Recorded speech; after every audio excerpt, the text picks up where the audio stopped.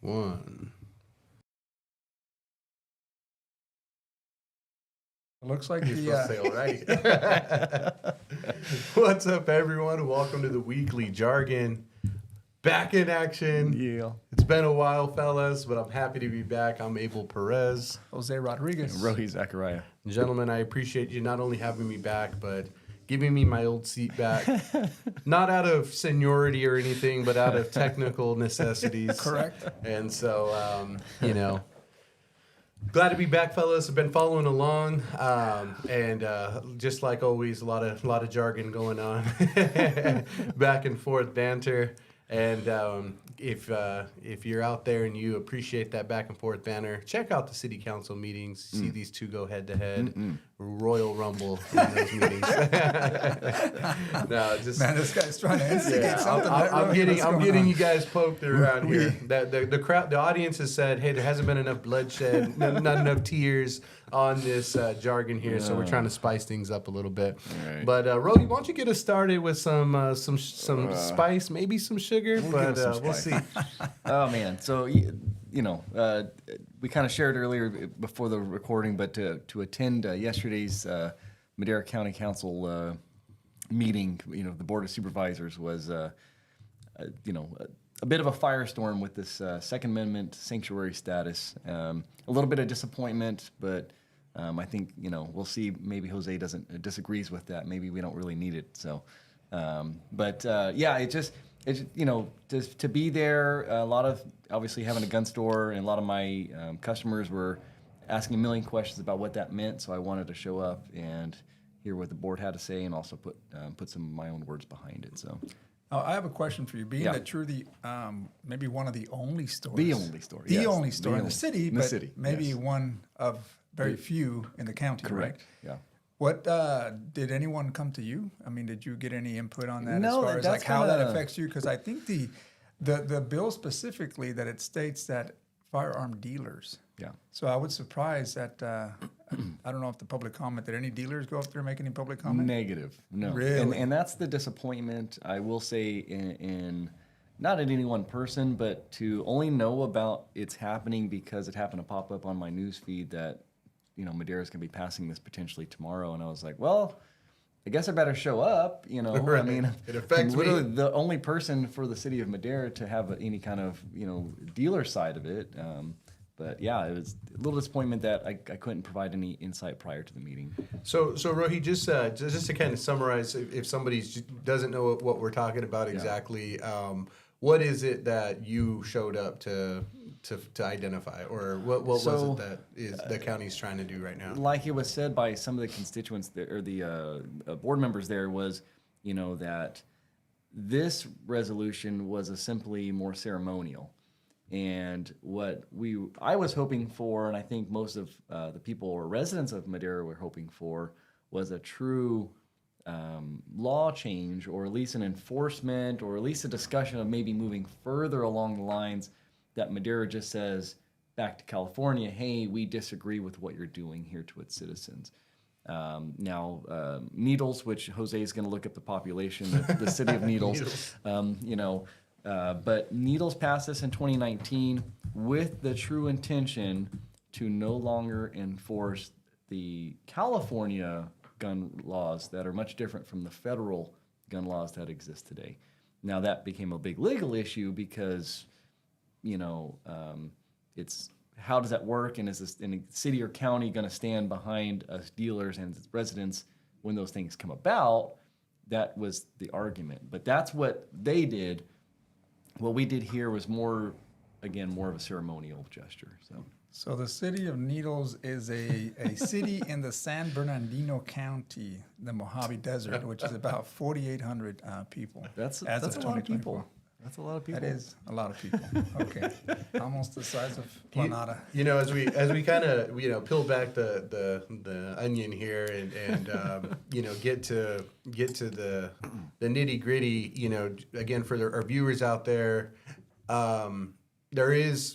we do have what federal regulations are, and then that's kind of as Californians, we're subjected to the California policies and laws that are put in place, right?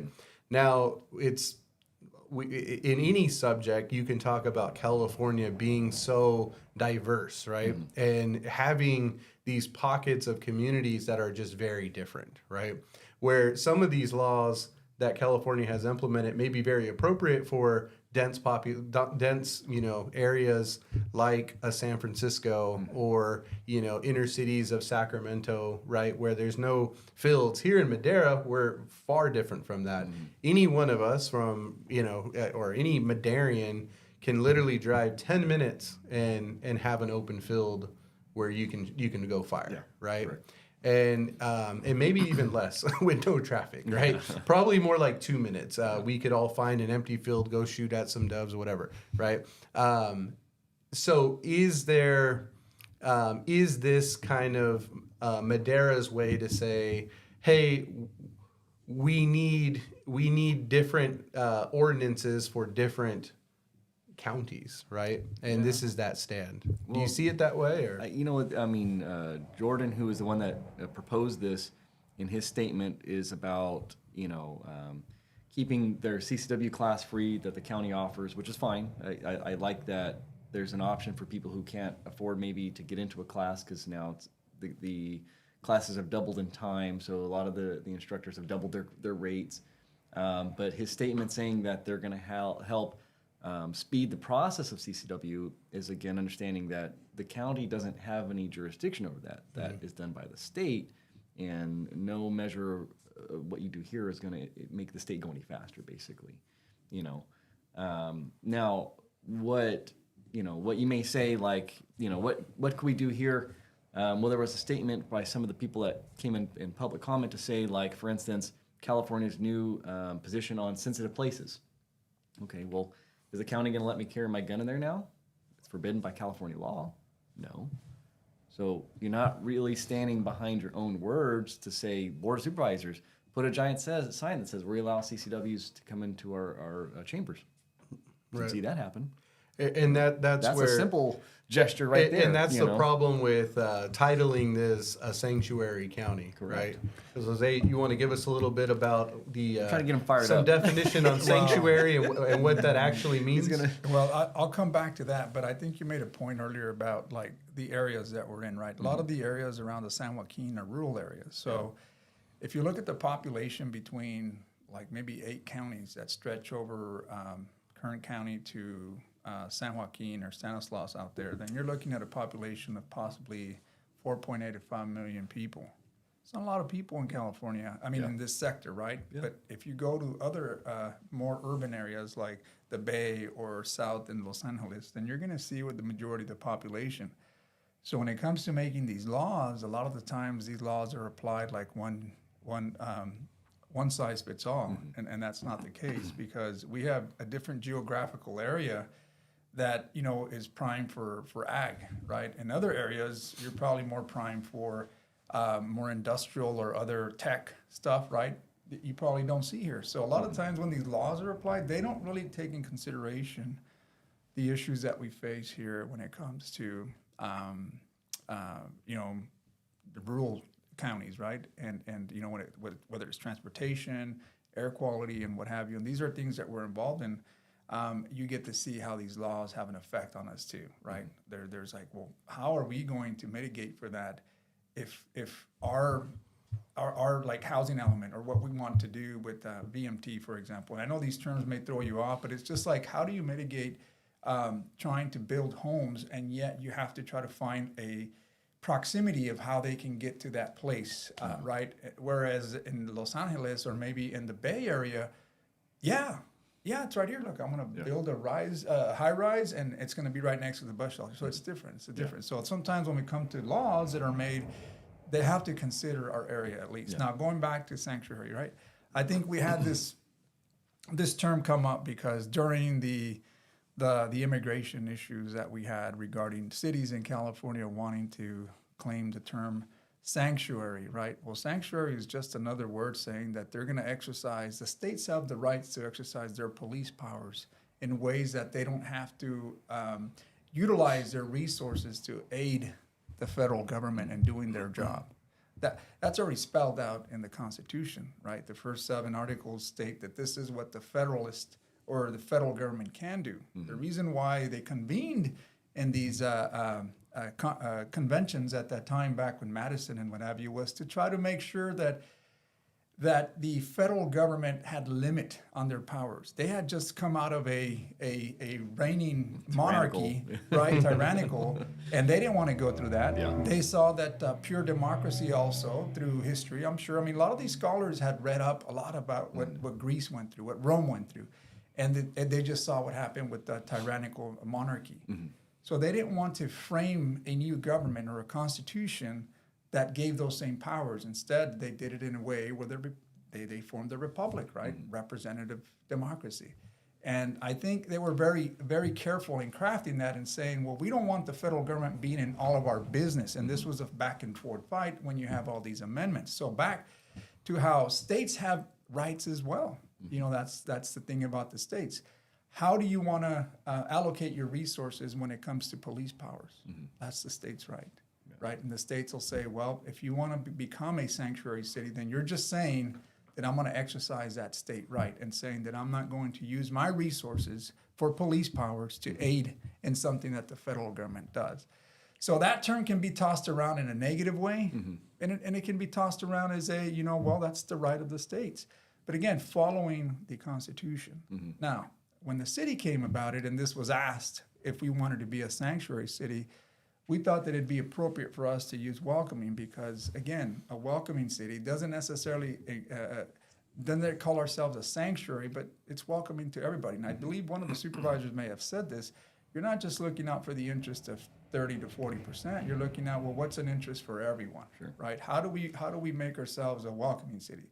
We see the signs that are there, but again, it's no different than reaffirming that, hey, we are a welcoming city, right? And we have to really separate those terms because a lot of people may construe those as, well, yeah, they could be political. No, they're rights. They're rights, and we have to know what the rights are. The first Bill of Rights are individual rights, and then the states got those rights through the 14th Amendment. But there's a lot of stuff in there that not a lot of people really understand, but if you really look at it, I mean, you have that right. So I want to go into the technicalities here of because you have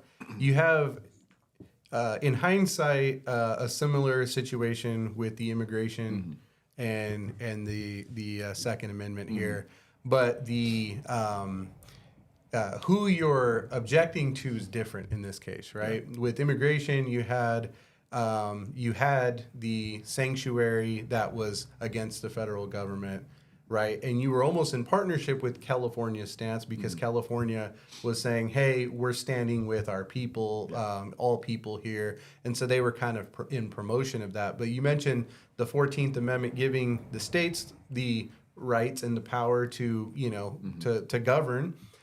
Does that, so now in this situation, you have not a defiance of the federal government, but a defiance of your state government. Does the state always supersede? Does the federal government recognize the state's power over that city or county and say, hey, I'm glad that you're enforcing what we say, but in court, right, you have to revert to state law. So, right? Yeah, and you have, for example, prime example, right? The federal law has a blanket law, right? These are the rights that you have, right? The states have these laws, and your citizens have these laws. So you're granted these. For example, let's use cannabis, right? I mean, the federal government says, "I have." You got to punch the people here. I have this law that says that this is Class scheduled 1, yeah. Class 1 is against a federal law, Right. But then you come to the states where a good portion of the states, I don't know, there's more than 10 that probably have adopted certain laws to allow the sale of retail cannabis, right? Now, is it a felony? It could be. It is because it's in the deal, right? That's what they have it as, but it's not enforced, right? That's the federal government to enforce it. The state doesn't have. But that's not entirely true. See, that's where it gets difficult with, and that's a good example because that's what I had in my head is bring cannabis. Federal level, class 1, it's like, it's up there with cocaine and the worst drugs out there. Guess what?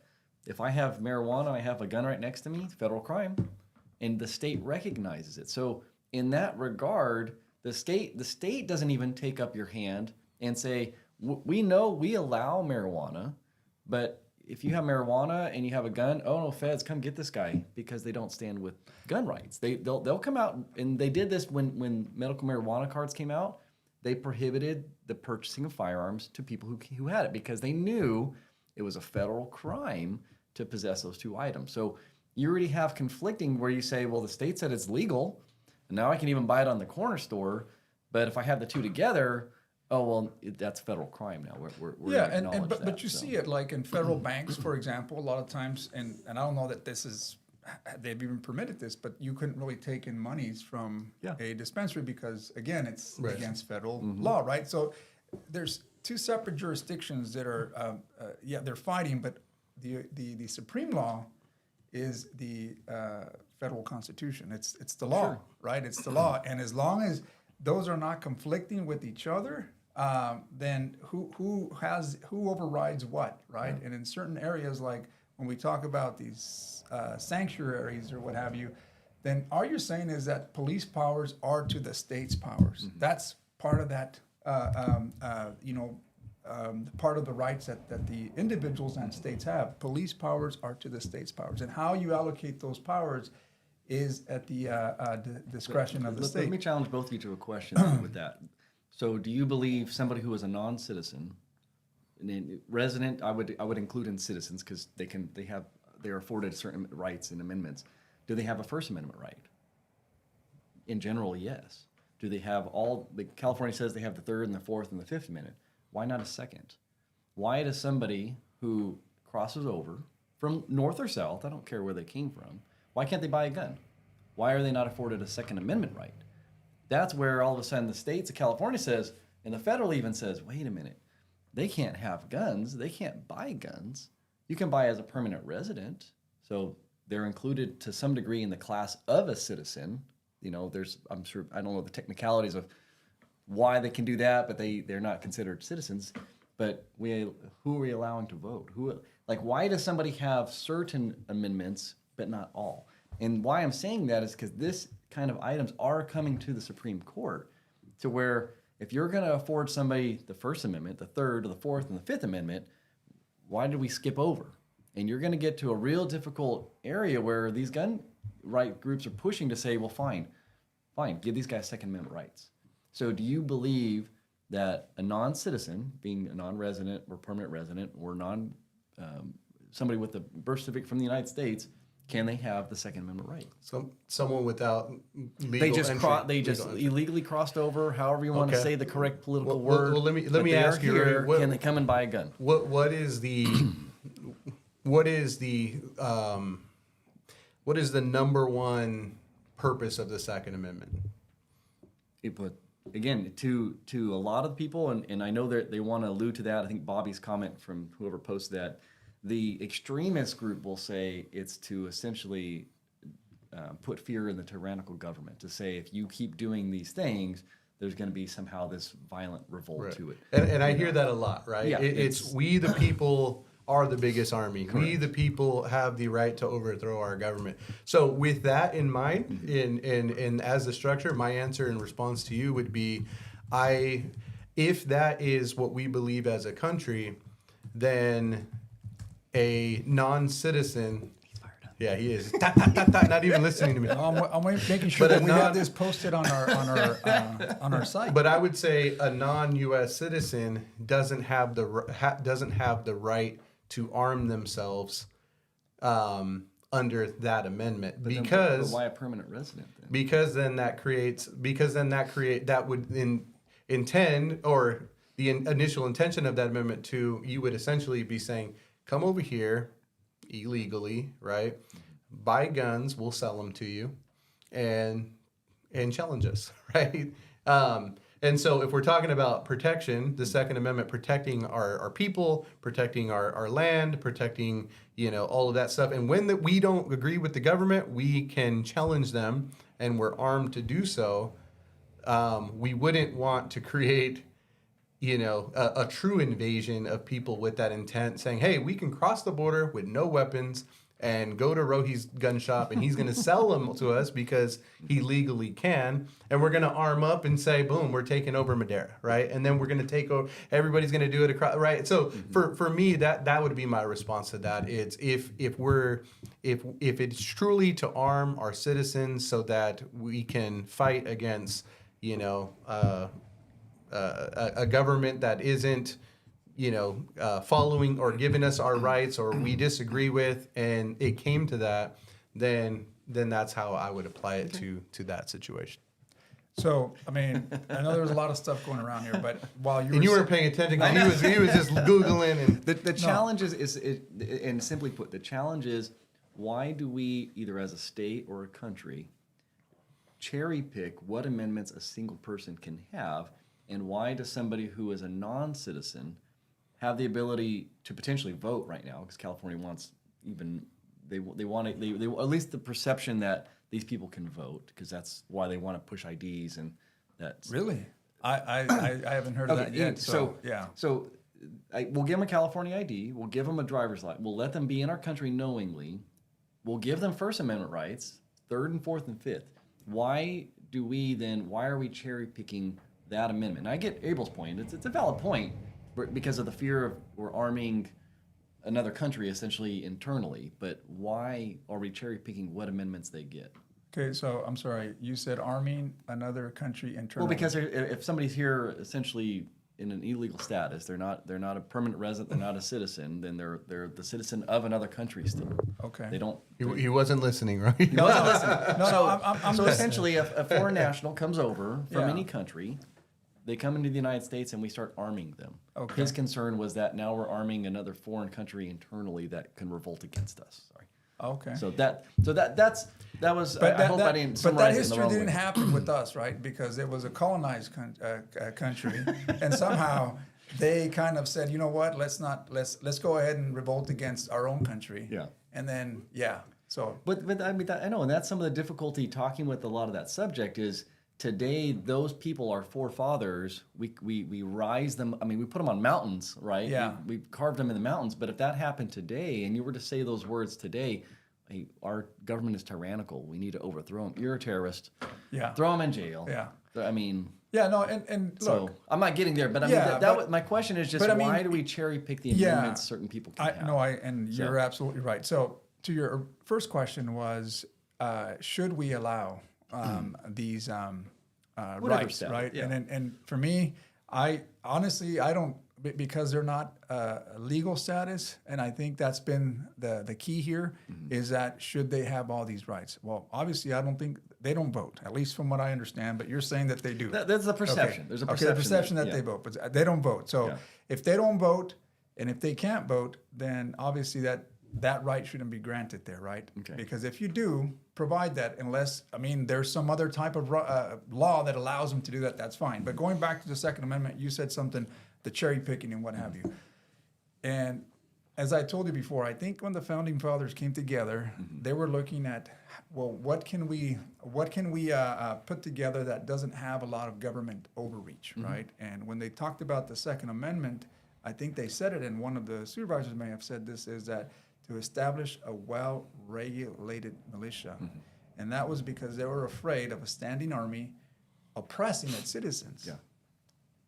Is that happening today? Are you seeing any standing armies coming and oppressing people in some way or coming down I on can something? challenge that. Some people feel that's what's happening in the southern border. Okay, that right. So it's there is, happening, yeah. right? So you can. So again, that was one argument. The other argument was saying, well, we want to make sure, and it depends how you see it, right? Because is it a collective?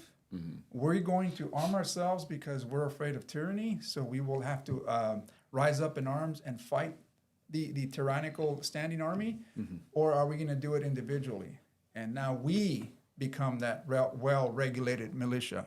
So which one is it, right? I mean, and that's the argument that over time, this has been challenged not only in Supreme Court, state courts, even here locally. We've always said, well, I have the Second Amendment right. Well, what does that truly mean, Yes. right? Is it my right, or is it the right of a collective unit to try to again fight the oppressing tyrannical standing army? Yeah. That was the argument back then. Today, that's changed quite a bit, Roy. It's got different perspectives of how you look at individual rights. So I'm not for or against it. I'm just trying to make sure that there's context so that people understand where this originated from and how we got to where we're at today. Because when it comes to granting individual rights to whether someone that's a citizen or non-citizen, then you have to look at the context of what was taking place back then. Yeah. It wasn't about foreign invaders coming in or illegals. It was more about standing armies oppressing its citizens or its residents at the time. But the thing that's changed, though, is the current understanding of the Second Amendment. When we say arms, everybody says guns. And it was well put at somebody who came and spoke at public comment. Arms is also knives. It's anything that is of a weapon, essentially. So also don't dilute it to just say it's about guns. No, it's actually my ability to, if I had a knife on me right now, to legally have that knife. People aren't thinking that, but like removal of the Second Amendment, that's an arm. I could actually be disarmed from being able to carry a pocket knife. But then you can also nitpick that and just say, well, back then, what was it? Was it knives? Exactly. And that's why we're going historical. It was a the courts have musket, ruled. for crying out loud.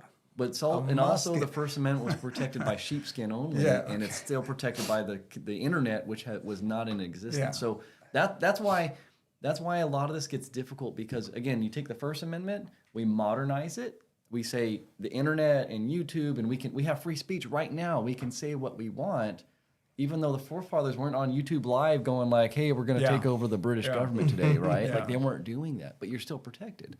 But when it comes to the Second Amendment, you get comments like that. Well, they were doing muskets, so now we're not. We're using modern firearms. But why I'm bringing that question is because when you look at people who are citizens, people like felons, they lose their Second Amendment right.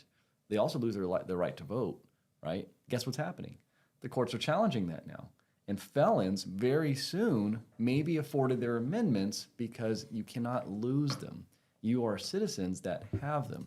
Now, why I say that is because if a felon loses his rights to, for instance, search and seizure, right? As a felon, you give up that right. You also give up your Second Amendment right. Why are the rights of that search and seizure? Why are we giving rights to people who are non-citizens? All of a sudden, they're afforded like, yeah, you can't go in there and check them out. If he was a felon, I could. If that was a felon, law enforcement can go in and see if they're doing anything wrong. That's part of who they are, right? They can't have knives, they can't have guns, they can't have any of this stuff, and they have the right to go check on them. They do that. But I mean, that's always been the federal government's job. That's the federal government's not doing that. Okay, I'm saying that's your probation, that's a different that's your story. local law enforcement But going and check on No, these wait a guys, minute. so. You said federal government's not doing that. That is their job. That is their key job in the first 7 articles of the Constitution. I think it's in Article 1 that states, it doesn't really spell out on... They never did well. It never, back then, because they didn't see how this would evolve. But back then, it didn't really spell out what an illegal alien was. That was a term that was brought up at some point. But it talked about naturalized citizens, or it talked about how even the act of how citizens were made, right? Born, you were automatic granted citizenship, right? So when you talk about like how the federal government doesn't have enough resources, well, that's their job. Something's wrong there, right? Are they not collecting enough? Are we not doing enough? Now, when they're wanting to work with the states, I think this is where you get into issues now, and you're having these, especially in states like California, Illinois. I don't know if Colorado's part of it, but there's certain states that New York. But again, it's because certain states will defend their rights through their Constitution and their amendment and the Bill of Rights. But in many cases, it is the federal government's job to make sure that they take care of that. Like you said, if there's a felon that has no right to vote or no right for a gun, it's the federal government's job to say, hey, this was removed from you, therefore I have the right to search and see, whatever the case may be, right? I mean, that's the right. But the federal government has that authority to do so. But can the state come in and allow them? If we were a crazy state like Texas, can the state come in and say, hey, the state cannot intervene. Abel's a felon, but he can have a gun. The state Abel's cannot, a felon, he can vote. They can't do that. The state cannot intervene. You cannot intervene in federal powers. That is clear. Fired up again. No, that is clear. You cannot intervene. So if there is immigration issues going in Madera, for example, the police cannot intervene in saying, I'm going to stop you from coming in because we're considered a wild. They can't do that. They now they don't have to provide resources to aid them in that, and this is where the disconnect happens. But The federal government has that right, and the city of Madera or any other city that calls themselves a sanctuary cannot intervene with the federal government. But I mean, I know I'm gonna let you talk, Abel, but just to add to it, and I think that was kind of some of our argument, you know, as we said at the city was, we're taking position on a certain status, but we're also taking a position on people who are essentially criminals. I mean, that's what the state wants, and the other side is trying to say is they've crossed here illegally. That's why they use that term with these people, is they're here illegally. They're committing a crime. But so if I'm a felon from Illinois and I come to California and federal government police want to come get me under sanctuary status, you should also say local law enforcement. We're not going to tell you where this guy. What's the offense when you say illegally? Give me on the federal term when you say illegally. What's the offense? Well, like you said, there is a legal process to coming into the country. I get it, but what's the offense? Is it a felony or is it a misdemeanor? I don't know. It's a misdemeanor. Okay? Okay. So does that make him an automatic felon? Now, the job of the Border Patrol or ICE or whatever, and again, they'll go back and forth with any administration, is to try to keep that safe, right? Try to keep that safe. You and I, we're not doing anything to harbor or say, hey, let me open a hole so that I can have people come in. We go about our business the way it is. That's the federal government's job. And I'm not saying don't do your job. I'm not opposing anything that they do. That's within their reach. That's what their job is. So if there's something happening here that they feel, they're going to come and they're going to do their stuff. We cannot prevent them from that. You can go out and protest. You can go out and complain and whine all you want. But I can't get in there and stop a federal agent from coming in and saying, hey, you may be harboring certain people. Do your job. That's what you do. Now, I don't have to go out there and this is, I think, where sanctuary cities come in, is like provide all my resources that I have in law enforcement to help you do that. Because in itself, a lot of these cities are short staffed when it comes to police powers and resources that they need for other areas that the city residents need, right? So I think this is a challenge that you see. Yeah. But I'm not, and again, I've just got to make myself clear because people may misconstrue this, is that I'm not saying that the state is preventing the federal government from doing its job. It's just not aiding in providing resources when it has other necessities within its communities, right? Because if you pushed all these resources to combat that federal government's job, then where does that leave you, the resident, protected? Are you protected? Can we do that? We talk about it in our budgets. Do we have enough to hire maybe 100 more officers? If we have federal money coming in and it aids, it's a whole different story. All right, Abel wants to talk. I lost subject. I lost topic. You know, no, but no, all good stuff, guys. Rohi, you started kind of going almost to a brand new topic, right? When we talk about repercussions of violation, right? What happens when citizen or non-citizen, here legally or illegally, violate law? Are you now considered a felon? Why can we cherry pick amendments? Why do you lose Amendment 2? Why do you lose your voting rights? Things like that, right? It is, but then you still maintain others. I would hate to see suddenly, individuals with felonies for violent crimes all of a sudden having the right to go purchase guns legally again, right? I think most would agree with that. Most people with the moral conscience would say, well, that makes sense, And so then that's always one of those topics, and that's why I say it's almost like an entirely different topic, because it's such a fine line, right? Because it's like, well, what crimes would allow you to retain your Second Amendment, right? How violent is violent, right? And your version of violent might be different than mine, and yours completely different than both of ours together. And so that's where that becomes a little tricky for me, right? But as it stands, I think the question is, because we continue to say, hey, if we can the federal government step over state lines, and do they have jurisdiction to do so? Just like cannabis, the answer is yes. You come across a federal agent, he busts you for marijuana. He can enforce that law, right?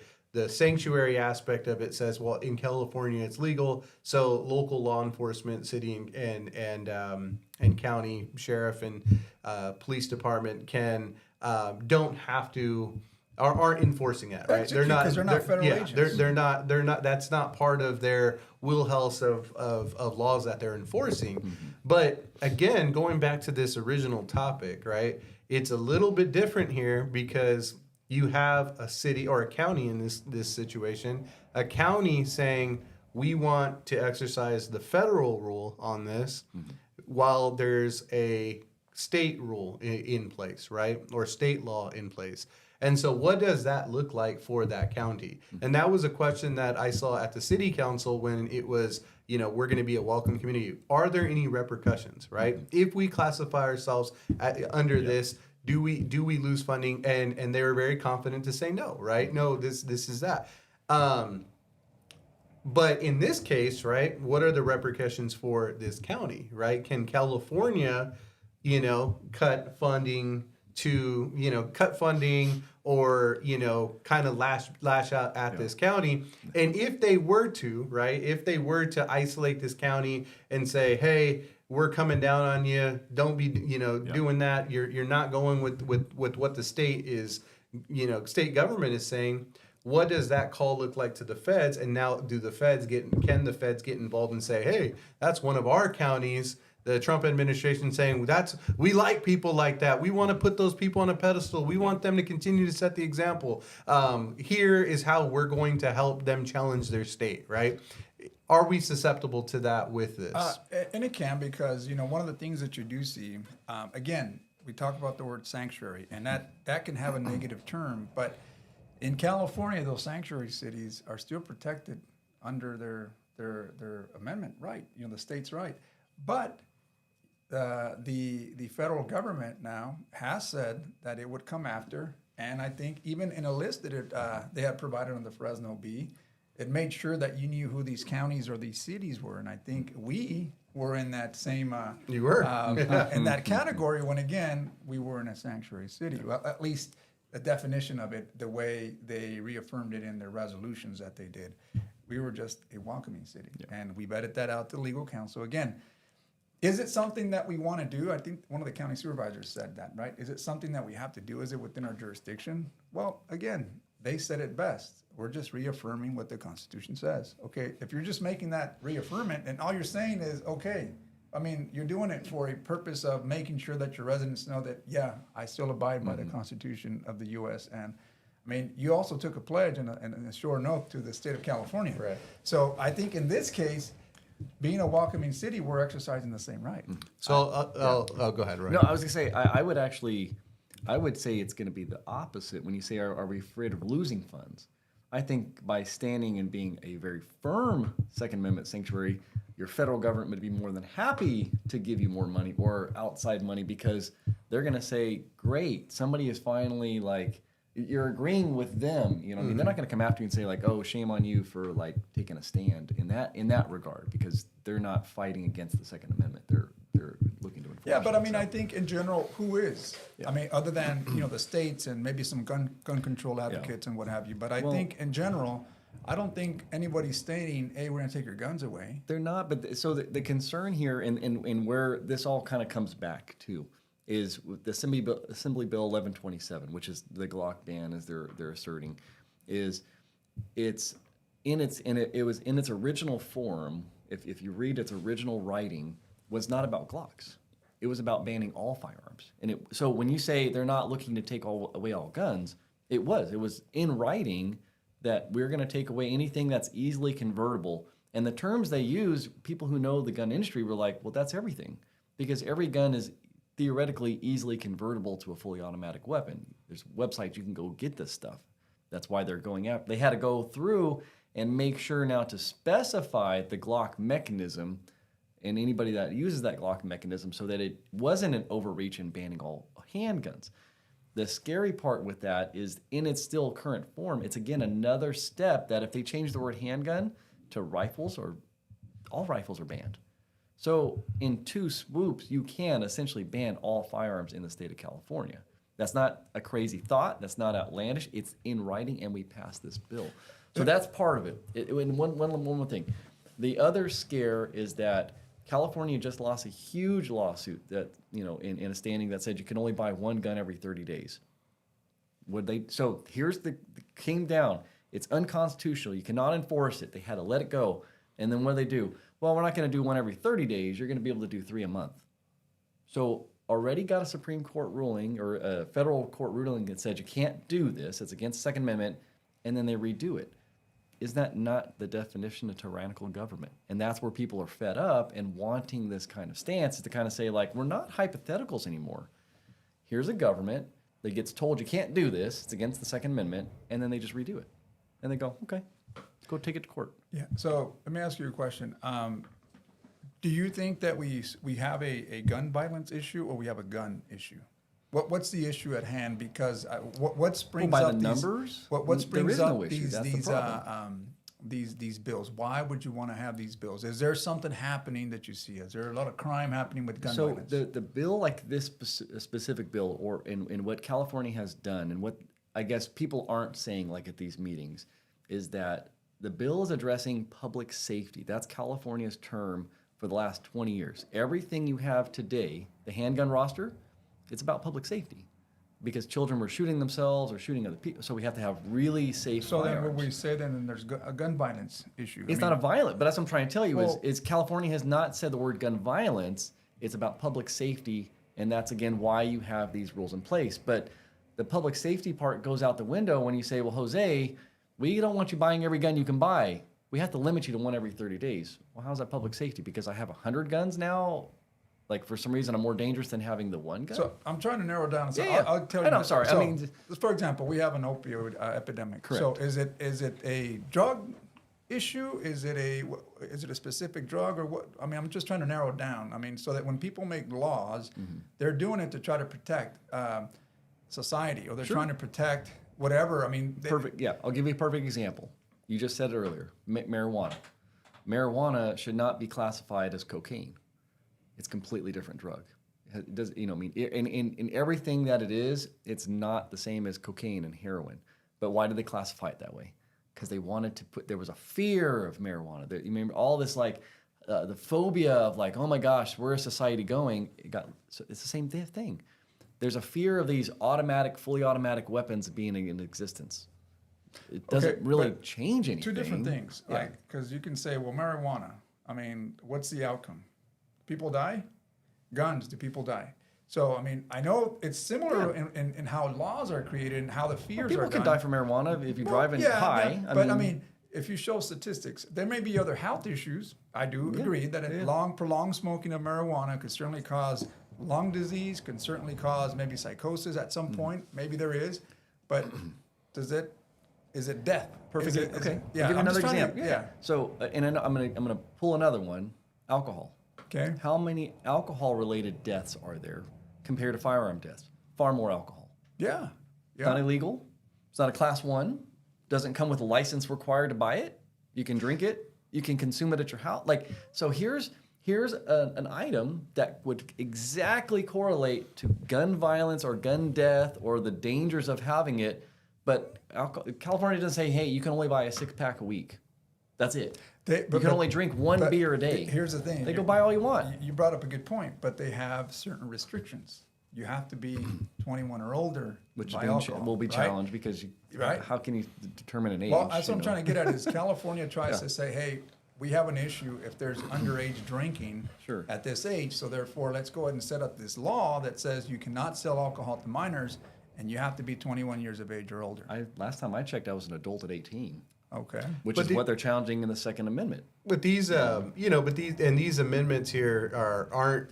It's We can go on I'm for not. hours, Yeah, I know. you can keep spinning off of this, but it's not meant to give specifics on every law, right? Yeah. Right to bear arms, and then now the states, you guys have the power to decide what does that mean for your people, right? Right. Because we're so big, massive, and what's happening in Wyoming is different than what's happening in Florida, and California is Correct. different, and so all that kind of stuff, right? So I and we can draw comparables, right? But let's.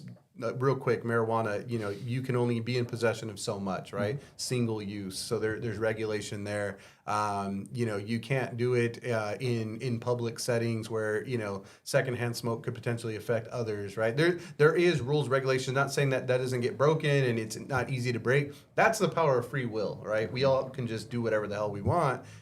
Doesn't mean there's not repercussions, though. I'll play devil's advocate with, pro-gun folks. And but by the way, I am pro-gun as well. I own guns myself, and I cherish the Second Amendment, right? But regulation is required when it comes to a lot of people, because not a lot of people have, I would challenge, the same moral foundations that the three of us have here, right? And so, but a lot of gun folks say, well, you can go kill somebody with your car. Cars are dangerous, right? Well, I agree, right? But that's why you can't. It's illegal to have a tank of NOS in your car. It's illegal to have certain upgrades to your vehicle that allow it to get to a certain speed in a certain amount of time, right? Doesn't mean people don't do it and install those things. But there's rules and regulations, right? You have to have a driver's license. You have to, all that kind of stuff. You have to abide by the rules of the road. There's regulations to try to steer people in bounds, right? And with that ruling of, hey, you can't buy, you don't have to wait 30 days to buy another gun, but you can only buy 3 in 1 month. I take you back to that original question that I said was, what's the purpose? What is the main purpose of owning guns, right? We don't have to hunt for our food anymore, right? And some may say, well, I still do. Okay, cool. Well, you can buy 3 guns and go catch some food this month, right? But I think the idea is, and I'm not saying I completely agree with that, the 3 gun rule, but I'm just kind of playing devil's advocate because I haven't read that full law. But I'm just saying, like, if you were to challenge, if I was to say, Rohi, how many guns do you need this month? What do you got going on? Tell me about what you have that you need to fire 3 guns, right? And you might say, well, it's me, my two kids, right? We're going on a hunting trip. Or better yet, it's me and my 4 kids. We're going on a hunting trip. I need 5 guns. Yeah. I need new shotguns. Okay, well, hey, Rohi, go ahead and plan ahead, right? So 2 months in advance, you can buy 1 in February, 1 in March, and you're ready for your April trip, right? That still accommodates. But I think what this law helps mitigate is somebody saying, I'm loading up on 50 guns. I'm rallying up my militia, right? My well-governed militia people. These are all good guys that I really like and enjoy. Everybody grab a gun and let's go march, right? And now all those guns that are registered to this one person are now in the hands of people who those guns aren't registered to, right? You can only carry so many guns on your possession at one time, physically, like literally, right? And so, I know there's all these technicalities, but when I hear things like that, it's like, well, in court of law, everybody always talks about how would a reasonable person interpret this, right? How would a reasonable person apply this? And so just thinking reasonably, it's like, well, you probably don't need to buy more than 3 guns in 30 days, right? Yeah, but I mean, you got to be careful to say that, because you tell someone that you can't, and that becomes a problem. Well, that's what I'm saying. And then Rohi loses sales, and then we're gonna have problems there. Yeah, but that's what I mean. It's like, yeah, and each category has different rules. There's no rules on how many knives you can buy. No. Knife law, and that's I would challenge you to actually go look up knife laws in California. They're actually worse than gun laws in California, and that I don't even try to attempt to know those laws, but it's an increasingly, like, the size of knife you can have, like, right. All these switchblades and it's spring action. Those are mind-boggling, and those are arms protected under the Second Amendment, which again has Supreme Court ruling as well on that. Hawaii was challenged with the possession of the butterfly knives, because it's a whole other story. But I mean, so you're talking about, like, we're all about the guns. Like, no, like, the Supreme Court had a rule on, like, butterfly knives in Hawaii because they're banned arms. So yeah, and I'll just I think we're gonna kind of conclude this, but I will say this. Look, I think the thing when it comes to rights, I think this is one of those rights that this will be one of the last rights people will want to ever give up, and they'll fight tooth and nail, right? They won't give that up. But originally, like I said, when you go back and you look at the framing of that, I mean, they were talking again of a well-regulated militia for the people to bear arms. And I think back then, I don't know if they had a National Guard, but that's kind of what they were thinking of, is, hey, if in case there's a standing army up there, we want to make sure that we're not left without anything, and you can come and just dominate us. Right. Okay. And you start looking at history, and anywhere in history, not necessarily in the United States, but does that happen? It happens a lot, where a government becomes very fascist, authoritarian, and before you know it, they're using your own military and your own government against the people, oppressing the people. Are we losing our rights? Well, some can question that, right? You have your right of freedom of speech, right? Is it being censored? Are you giving up those rights? You have your right to search and seizure. Are you giving that up? Well, there are certain rights that now blanket that and say, well, yeah, now because I have a probable cause, or you change the definition of those things, now you can easily lose that right. And there's other rights that you have there, but they're slowly eroding. And this is probably one that people will say, well, that's my right. That's my right. Yeah. And sometimes I think people can take it to an extreme, or you can go back and look at it. People always take it to an extreme. Yeah. Well, because again, Yeah. we are. But here's the thing: is that who are we losing it to, right? And sometimes it's easy to point to a person, a party, or it's them, and it's easy to cast that on certain people, on a government, agencies, Democrats, Republicans, whatever the case may be. That may be the easiest thing for you to do, because you need to find out who the hell is taking my right away. Yeah. And before you know it, it may be something higher than you and I even know. We talk about putting our tinfoil hat sometimes. If we wanted to go that route, then you may see that shit. Essentially, it's just basically fight amongst yourselves. And whoever wins, we already had the bet on you too. You know what I'm saying? It's sad, but it's true. And we're slowly taking our own rights by not seeing and opening our eyes and seeing what's behind this whole thing. Yeah. Well, and I'll say that's where I say that there's that fine line, and I respect the perspective of all sides, and that's what's cool about this show is it gives you the opportunity to hear, like, okay, Rohit's saying, hey, they went from 30 days, and then they said, okay, we can't do that, but now we're going to add the 3, right? And now who's to say they don't switch that down to 2, right? And so it's like that fine line. You slowly start losing your rights. And if you ever watch the Pianist, right? We'll go back over to Germany. Yeah. Nazi Germany, right? Poland. They have the war song, The Pianist is a good movie because most war movies or most stories about the 1940s always start there in the 40s when war is already cracking, right? The government has already taken over and Hitler's doing his thing with his army. But The Pianist shows you what happened leading up to that, right? How rights were slowly taken, right? Oh, you're good. You just have to live in this city, right? Oh, you're good. You could only carry this much cash. You could only have this much money in your bank account. Oh, you can't even have a bank account. You have to have cash. Hey, how much cash do you have? Right? Oh, you have too many assets. We're gonna take that from you, right? So slowly, and this wasn't over months. This was over a few years, right? Slowly, and then all of a sudden, you had people who couldn't fight, who didn't have any resources to fight against that government. That government was far too strong, right? And it's kind of interesting where, and this is going to be super political, but you have sometimes these people who are just people in general. Just read the headlines, and they say, "Oh man, this is Trump administration. They're the Nazis all over again, right? He wants to take control. He wants to be a king, all that kind of stuff, right?" And then they associate those individuals with people who are want to bear arms and all that kind of stuff, right? Well, it's almost the opposite, right?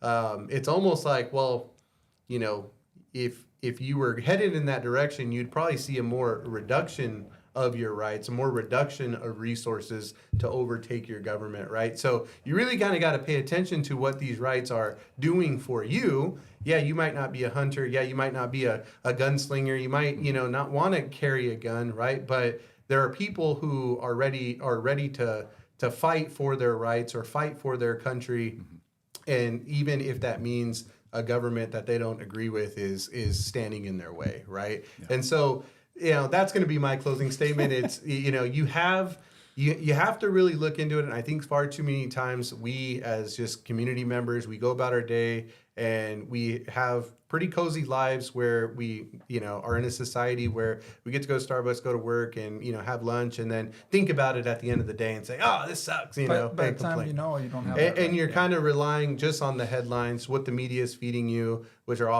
is a whole other, weekly jargon topic as well. So that's where I'll conclude, Rohit. Okay. I will say that I agree with you that we're in that boiling frog scenario where we've just slowly raised the temperature to a point we don't realize what's going on. And to your point, Jose, I mean, I agree entirely. Like when you say your First Amendment rights and how they can be easily eroded, yeah, we're free speech today, right now on YouTube and Facebook and whatever. But Facebook or YouTube can censor us. They can limit who sees us and who hears us, And we're fighting that. Everybody's fighting because of the censorship.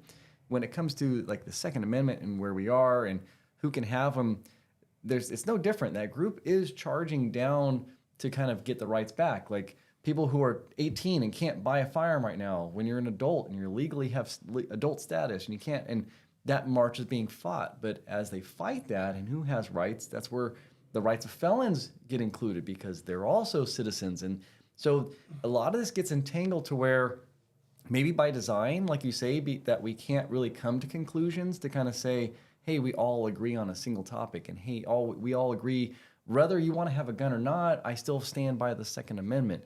And a lot of that's because it's become politicized. Because, before if you said you're pro-gun, oh, you're Republican. Well, guess what? Plenty of Democrats buy guns too. I'm not saying there's any in this room, but I'm just saying.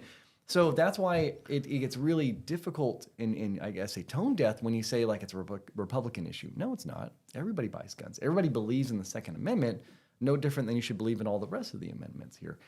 The difference here is that, again, when we ask for sanctuary status, to go back to understanding what Californians are asking for, and the county of Madera was initially, or hoping they were asking for, is just to kind of recognize that this has gone too far, and that what we're asking you to do is uphold the Constitution that you've all agreed to, and they're not doing, not at the local level, because the local level, county and city is not imposing anything that goes against the Constitution.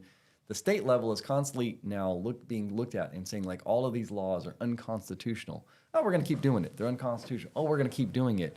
You spend your own money fighting against us, the government. And I hate the word government because, like you said, they're people. They're not a machine. They're not magical. They are just people, but people who we've elected.